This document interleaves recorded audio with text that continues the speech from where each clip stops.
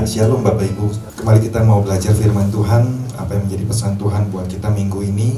Selama 2 hari ini sudah disampaikan Bapak Gembala. Judul yang Tuhan kasih adalah jangan takut, ada tangan Tuhan yang menopang. Diambil dari Ulangan pasal yang keempat ayat yang ke-32 sampai ke-34. Tetapi yang menjadi intinya di sini adalah ayat yang ke-34. Saya bacakan untuk Bapak Ibu semuanya. Atau pernahkah suatu Allah mencoba datang untuk mengambil baginya suatu bangsa dari tengah-tengah bangsa yang lain dengan cobaan-cobaan, tanda-tanda serta mujizat-mujizat dan peperangan, dengan tangan yang kuat dan lengan yang teracung, dan dengan kedahsyatan-kedahsyatan yang besar seperti yang dilakukan Tuhan Allahmu bagimu di Mesir di depan matamu? Yang melalui pesan Tuhan ini ya tentunya menjadi perenungan buat kita semua ya. Karena apa? Karena sampai saat ini pastinya masih banyak orang yang ada dalam rasa takut, pesimis, bahkan teralihkan kepada hal-hal di luar Tuhan, yang khususnya buat orang-orang percaya ya. Nah, ada juga yang cari jalan keluar sendiri, ada yang udah nggak lagi bersandar sama Tuhan, nggak melekat sama Tuhan, malas untuk doa, malas untuk datang ke gereja, beribadah, dan berbagai alasan ya, berbagai alasan yang mana kalau nggak disadari ya, itu akan membuat dirinya itu semakin hari semakin jauh dari Tuhan. Nah, lewat pesannya ini kan Tuhan lagi mengingatkan, Tuhan lagi menyatakan kembali kepada setiap kita tentunya ya, bahwa di dunia ini nggak ada Allah lain selain hanya Dia, Tuhan Allah di atas segala-galanya ya. Kuasanya tetap sama, tidak pernah berubah, dan pastinya tangan Tuhan itu selalu siap ya. Untuk apa? Selain untuk menopang kita, Dia juga mau memegang kita, menolong kita. Wow, itu luar biasa. Tentunya kalau kita benar-benar mau mengandalkan Tuhan ya, sepenuhnya di dalam hidup kita ini. Nah, saya bacakan kembali inti pesan Tuhan. Tuhan mau kita menyadari dengan sesadar-sadarnya akan siapa sesungguhnya Tuhan kita. Artinya apa? Tuhan yang kita sembah ini kan adalah Tuhan yang hidup, Allah yang hidup, Allah yang kita layani, Allah yang kita percayai adalah Allah yang menyertai, Allah yang menciptakan Adam dan Hawa, Allah yang menyertai Nuh, ya, Allah yang menyertai Abraham, Ishak, Yakub, Allah yang menyertai Yosua, ya, Allah yang menyertai Daud dan tokoh-tokoh Alkitab lainnya, menyertai Petrus, menyertai Paulus, ya, dan murid-murid lainnya. Allah yang sama, Allah yang saat ini kita percaya, Allah yang saat ini kita sembah. Itu kan adalah satu hal yang luar biasa. Nah, di sini dikatakan lagi, Dia adalah Allah yang sama yang dahulu dengan penuh keperkasaan telah membawa umatnya dari Mesir ke tanah perjanjian dengan tangan yang kuat dan lengan yang teracung. Bukankah ini merupakan hal yang sangat luar biasa? Ya pasti ya. Nah, kesadaran akan memiliki Allah yang demikian dahsyat dan perkasa sepatutnya diresponi dengan tindakan yang setimpal sebagaimana selayaknya terhadapnya. Nah, kemarin sudah dipaparkan, sudah dijelaskan lewat Bapak Gembala. Nah, nanti Bapak Ibu yang mungkin selama minggu ini belum dengar pesan Tuhan bisa buka di aplikasi RDNB atau bisa lihat juga di YouTube ya. Nah, dua prinsip yang dibagikan ya lewat Bapak Gembala. Yang pertama adalah tetap berjalan maju tanpa ragu, tidak ada masalah yang tidak dapat diatasi ya, karena kita tahu siapa Tuhan kita. Yang kedua, tetap berjalan maju dalam tuntunannya, tidak ada rahasia yang Tuhan sembunyikan bagi mereka yang menantikannya. Nah, pagi hari ini Bapak Ibu ada dua hal yang saya pelajari, yang saya dapatkan. Tentu itu berbicara buat saya pribadi juga ya. Prinsip apa lagi sih yang perlu untuk kita pahami berkaitan dengan pesan Tuhan ini, supaya apa? Supaya kita benar-benar sadar ya, sesadar-sadarnya siapa sih sesungguhnya Tuhan kita ini. Yang pertama yang saya dapat adalah gini, kita harus tetap jaga dan pelihara sikap hati ya. Jaga dan pelihara sikap hati kita ini untuk berpengharapan atau berpandangan baik dalam segala hal, tapi hanya kepada Tuhan. Ini adalah salah satu arti lain dari kata optimis ya. Optimis hanya kepada Tuhan. Kalau kita lihat keadaan atau waktu-waktu saat ini yang sedang kita hadapi, tentu sebagai orang percaya kita tahu siapa Allah kita. Kita harus punya satu sikap yang bijaksana dan berakal budi, sebagaimana dikatakan di ayat yang ke-6 ya, di Ulangan pasal yang ke-4 ini. Nah, artinya kan bahwa kita tahu bahwa sebagai orang percaya kita harus bersikap bijaksana, bersikap punya akal budi yang baik, yang benar gitu. Kita tahu kita punya Tuhan yang dahsyat, maka sikap kita juga harus kita tunjukkan sebagaimana kepribadian yang Allah punya. Allah kita kan Allah yang dahsyat, maka kita juga harus memiliki DNA tersebut. Ya, jangan sampai kita percaya Tuhan tapi kemudian kita ada di dalam satu kekhawatiran, ketakutan, pesimis dalam menghadapi segala sesuatu. Karena apa? Karena lawan dari kata optimis itu kan pesimis, ya. Arti kata pesimis di dalam Kamus Bahasa Indonesia ini adalah orang yang bersikap atau berpandangan tidak mempunyai harapan yang baik. Ketika menghadapi sesuatu, rasanya yang terpikir di dalam pikirannya khawatir nanti akan mengalami kerugian, nanti akan mengalami kekalahan, nanti akan mengalami celaka, nanti akan mengalami sakit penyakit dan banyak hal-hal yang negatif. Kita bisa pelajari bagaimana kemarin ini kan kita dicontohkan tentang 12 pemintai. 10 pemintai kan pikirannya begitu melihat hal yang sama, 10 pengintai pikirannya udah negatif, tapi yang 2 kan berbeda pandangannya kan. Nah, karena apa? Karena yang namanya Yosua dan Kaleb, mereka punya satu keoptimisan. Kalau kita bersandar sama Tuhan, maka apapun yang kita hadapi, betul tantangan sama-sama kita lihat, tapi kita harus percaya kita bisa melewati semuanya itu. Ya. Jadi ada satu sikap yang positif, yaitu sikap optimis. Sikap inilah yang harus kita bangun di dalam hari-hari yang sedang kita hadapi ini. Jangan sampai hal-hal yang negatif itu terus meracuni diri kita, membuat kita tertekan, terintimidasi. Akhirnya perasaan takut jadi berlebihan, ya. Perasaan takut jadi berlebihan, nggak punya kekuatan lagi untuk menghadapi semuanya itu, dan ya akhirnya putus asa. Ya, sangat mudah untuk putus asa, karena ternyata yang namanya pesimis itu adalah orang yang sangat mudah untuk putus harapan. Nah, ini sangat berbahaya sekali kalau kita biarkan. Jadi kalau misalnya dibiarkan, ini lama-kelamaan hatinya jadi kecut, lama-kelamaan hatinya jadi tawar. Iring Tuhan kok begini, ya. Itu sangat berbahaya kalau dibiarkan. Iman kita kepada Tuhan yang tadinya begitu menggebu-gebu, begitu kuat, begitu teguh, karena keadaan dan kita tidak membangun satu relation sama Tuhan, itu lama-lama akan hancur. Maka akhirnya ya yang terjadi adalah sikap pesimis, udah nggak lagi percaya sama Tuhan, ya. Nah, mungkin kalau kita tanya sama orang-orang hari-hari ini gitu ya, atau mungkin kalau ada survei kepada orang-orang tentang keadaan hari-hari ini, pasti ada yang jawab dengan jawaban yang pesimis dan ada juga yang jawaban yang optimis. Nah, tentu kita sebagai anak-anak Tuhan, ya saya percaya kita punya pandangan untuk tetap punya satu sikap yang optimis, ya. Optimis bersama dengan Tuhan. Waktu Yosua dipilih oleh Tuhan untuk dipercayakan menggantikan kepemimpinan, ya, dari Musa, itu satu hal yang nggak mudah buat seorang Yosua. Walaupun dia sudah ikut, ya, di dalam satu perjalanan bersama dengan bangsa Israel ketika keluar dari tanah Mesir, ya, untuk masuk ke tanah perjanjian, itu sebuah perjalanan yang cukup panjang. Tapi ketika dipercayakan oleh Tuhan, karena Tuhan yang udah tetapkan, nggak mudah. Ada rasa takut yang dia pikir, aduh bisa nggak ya? Saya mampu nggak nih? Aduh, rasanya ini beban yang sangat berat, ya.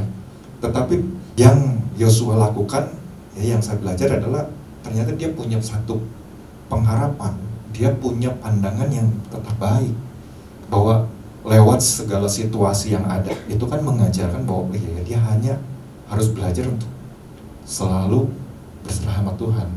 Makanya kan kalau Bapak Ibu baca di dalam Ulangan pasal yang keempat, ayat yang keempat, ini kan bagaimana Musa juga kan ingatkan kepada bangsa Israel ini, ya. Sedangkan kamu sekalian yang berpaut pada Tuhan Allahmu masih hidup pada hari ini. Nah ini sebenarnya menjadi kunci, ya, menjadi kunci bagaimana kalau kita selalu menjadi orang-orang percaya yang berpaut hanya kepada Tuhan, maka Tuhan akan pelihara kita. Kita akan tetap hidup, ya, menerima janji-janji Tuhan, menerima apa yang Tuhan sudah ikrarkan lewat perjanjiannya kepada kita sebagai umatnya. Itu kan satu hal yang sangat luar biasa. Tapi sayangnya kan kalau di sini bagaimana ada orang-orang yang melupakan perjanjian Tuhan, melupakan perbuatan Tuhan yang begitu luar biasa itu. Nah, di sini makanya Tuhan ketika sampaikan hal tersebut, Tuhan sampai ingatkan kepada Yosua sampai 3 kali, kuatkan dan teguhkan hatimu, kuatkan dan teguhkan hatimu, sampai 3 kali. Bahkan Tuhan tambahkan lagi, ya, perkatakan Taurat, kemudian renungkan siang dan malam, jangan kecut, ya, jangan tawar hati.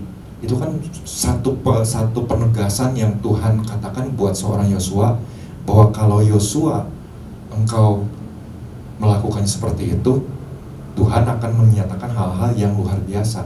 Dan Yosua memutuskan, oh kalau itu adalah karena engkau yang berkata, sikap yang Yosua tunjukkan adalah dia melangkah. Sebagaimana kan poin yang kemarin ini sudah Bapak Gembala sampaikan, terus maju. Dia memutuskan untuk melangkah, enggak berpikir udah aja berdiam diri di sini sambil rasanya aduh takut atau enggak melakukan sesuatu, tapi dia melangkah maju tentunya di dalam tuntunan Tuhan. Dia ikuti arahan-arahan Tuhan. Makanya kan kita bisa melihat hal-hal yang dahsyat di dalam kehidupan seorang Yosua, nggak kalah hebatnya dengan apa yang waktu terjadi di dalam masa kepemimpinan seorang Musa. Kalau di dalam kepemimpinan Musa bagaimana laut terbelah, di dalam kepemimpinan Yosua sungai Yordan, yang mungkin sungai yang arusnya cukup deras ini, tapi bisa dilalui. Karena apa? Karena ketika itu Tuhan perintah untuk melangkah, ya, melangkah maju, dan itulah yang dilakukan. Ya. Jadi kuncinya adalah benar-benar menyembah hanya kepada Tuhan, melekat kepada Tuhan. Nah, ini bagaimana Tuhan kan lewat Musa sudah disampaikan di dalam ayat yang ketiga, matamu sendiri telah melihat apa yang diperbuat Tuhan mengenai Baal Peor, sebab Tuhan Allahmu telah memunahkan dari tengah-tengahmu semua orang yang mengikuti Baal Peor. Ya. Siapa ini Baal Peor? Itu adalah Allah-Allah lain, di mana pada waktu itu Tuhan murka dan bangsa Israel mengalami tulah. Ya.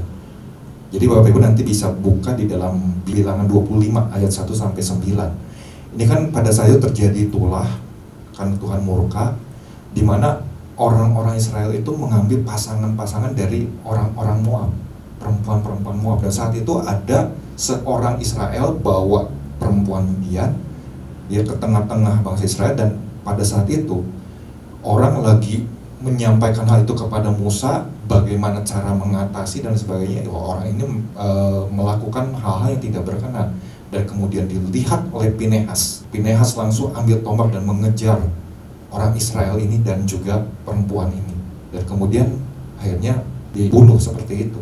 Dan pada saat itu tulah berakhir. Nah, ini kan satu bukti bahwa oh iya, ternyata kenapa Tuhan ingatkan hal ini, supaya kita melekat, berpaut. Kata berpaut ini kan dalam bahasa aslinya tuh daubek, tulisannya D-A-B-E-Q. Itu kan artinya melekat. Jadi kita diingatkan ketika kita tahu bahwa siapa Tuhan yang kita sembah ini, kita sesadar-sadarnya harus menyadari Tuhan yang sesungguhnya. Nggak ada jalan lain, kita harus terus melekat di dalam keadaan yang saat ini sedang kita hadapi, supaya rasa takut yang mungkin terus-menerus ada ini bisa teratasi, ya, bisa teratasi. Apa yang Musa katakan pada zaman itu, sebenarnya itu berlaku juga buat kita di zaman ini. Ya. Jangan sampai ketika keadaan sudah seperti ini, kita menanti-nantikan Tuhan. Kok Tuhan gak melakukan apa-apa ya? Kok Tuhan rasanya ini kan pandemik seperti ini, orang ada dalam ketakutan, terus bermunculan varian-varian baru dari pandemik ini. Tapi kok nggak ada sesuatu yang terjadi, nggak ada sesuatu yang teratasi. Kita harus ingat bahwa saat ini aja kalau kita masih ada di tempat ini, kita bersama-sama bisa beribadah, kita dalam keadaan yang sehat, itu kan bukti bahwa Tuhan kan selalu menjaga dan melindungi kita semua. Ya. Itu satu hal yang tanpa kita sadari, kita masih bisa bernafas, kita masih bisa membuka mata kita, bisa membaringkan tubuh kita untuk beristirahat. Itu adalah hal yang luar biasa yang Tuhan berikan.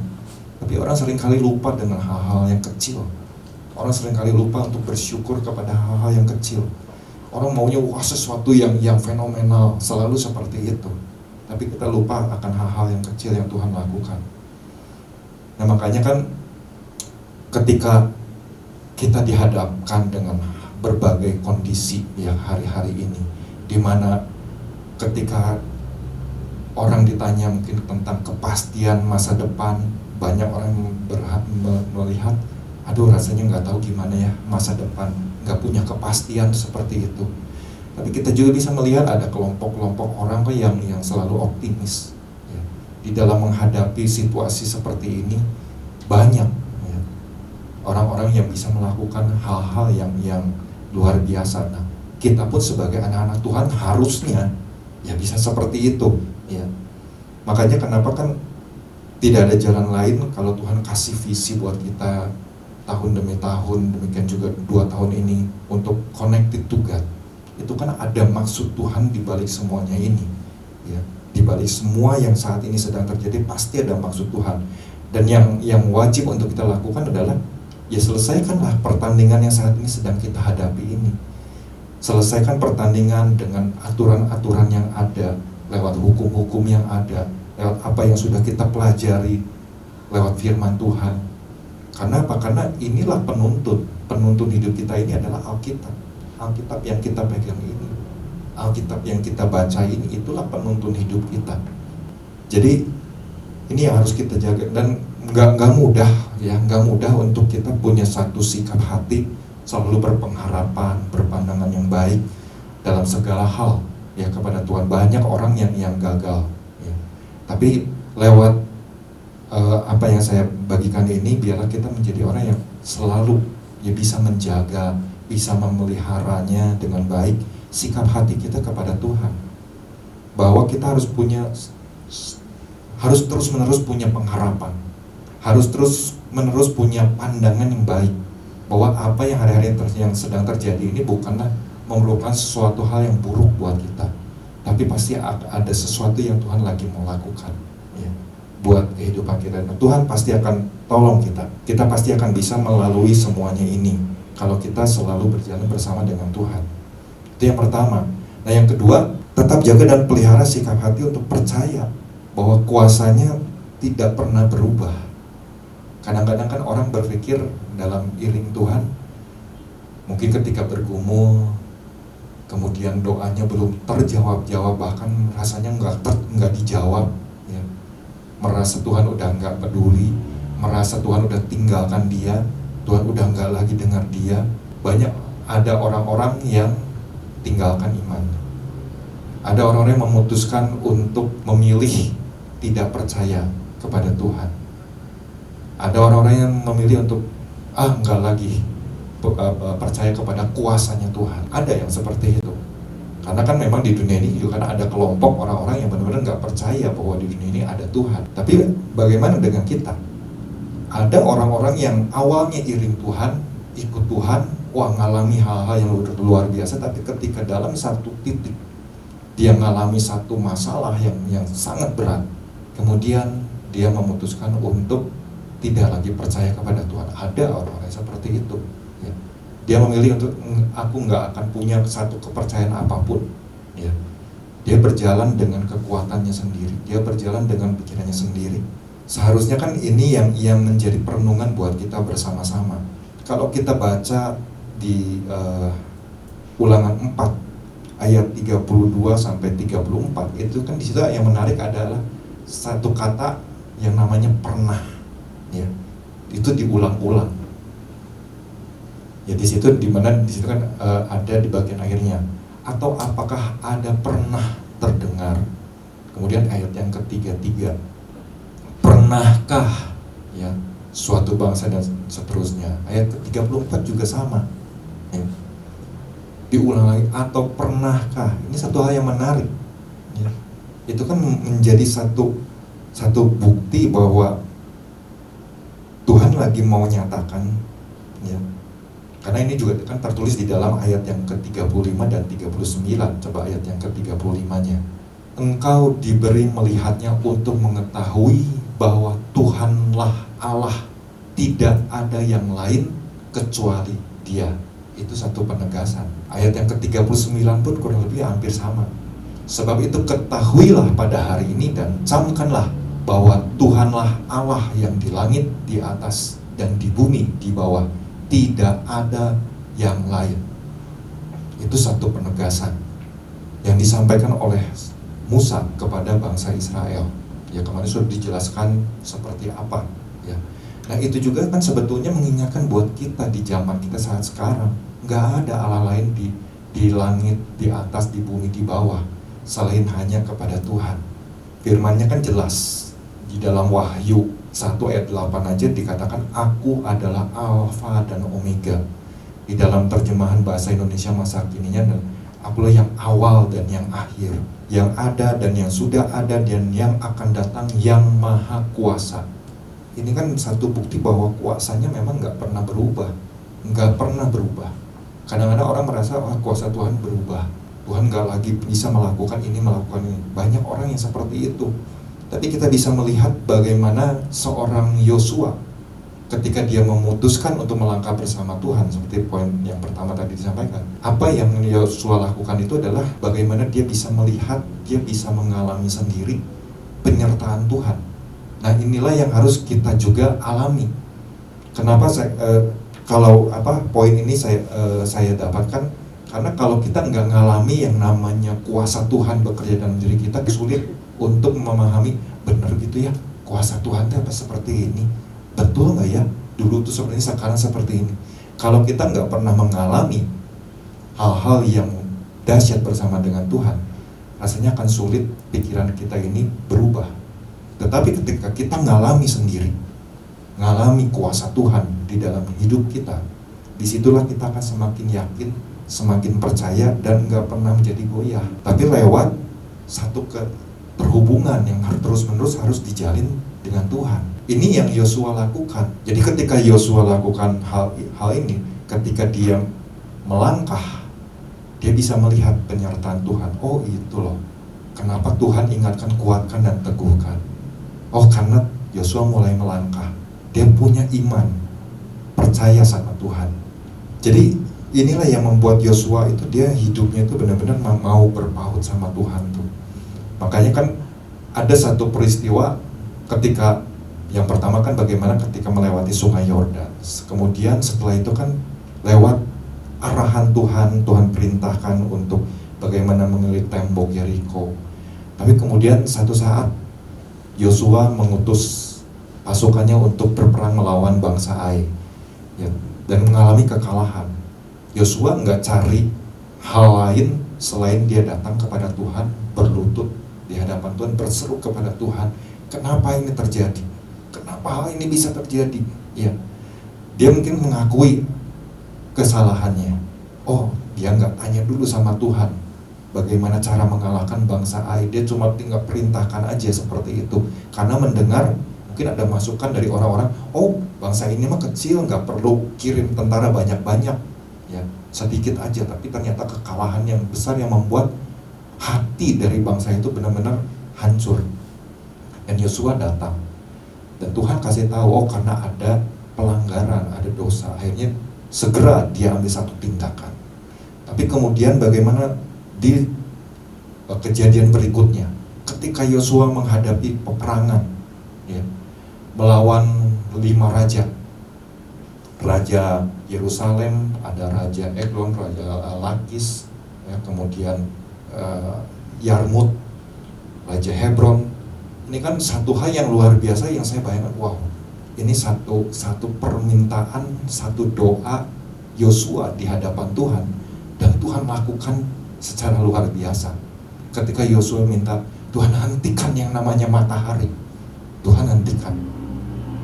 Dan Alkitab mencatat nggak pernah ada bagaimana seseorang minta kepada Tuhan, permintaannya itu segera Tuhan lakukan. Oh, itu kan perkara yang luar biasa. Bagaimana seorang Yosua bisa melakukan hal itu? Adalah karena dia membangun satu keterhubungan dengan Tuhan. Dan dia mau melakukannya itu dengan selalu melekat sama Tuhan.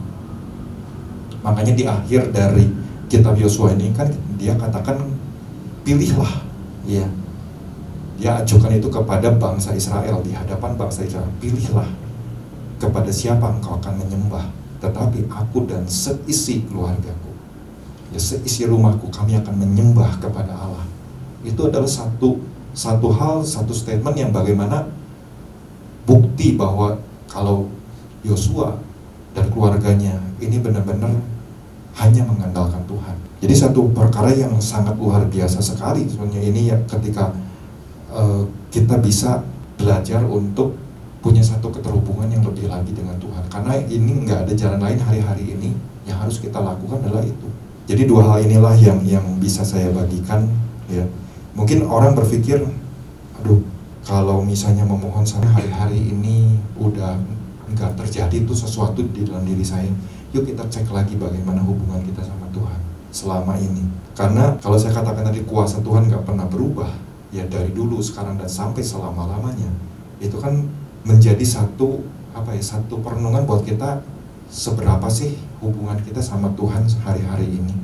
Kalau kita nggak mengalami hal-hal yang luar biasa, artinya ada yang salah di dalam hubungan kita.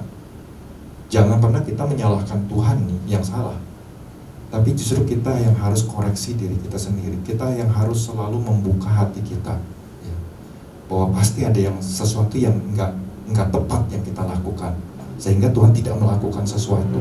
Nah, makanya dua hal inilah supaya kita jangan jadi orang yang mungkin hari-hari ini punya satu sikap pesimis, ya, di dalam menghadapi apapun. Tapi yuk kita senantiasa terus melekat sama Tuhan, pada Sang Sumber, dan juga rasa percaya kita pada kuasa Tuhan itu jangan sampai jadi luntur karena kita belum mengalami, tapi terus kita bangun, ya, supaya kita benar-benar menyadari, oh iya ya, ternyata kuasa Tuhan itu betul-betul ada, betul-betul nyata, ya. Ini yang harus kita terus kerjakan hari-hari ini, ya. Karenanya mari yuk kita sama-sama melakukannya, apa yang sudah Tuhan sampaikan lewat Bapak Gembala, poin-poinnya ini yuk kita renungkan. Demikian juga apa yang bisa saya tambahkan pagi hari ini, biarlah boleh terus memperlengkapi Bapak Ibu semua. Tuhan Yesus memberkati.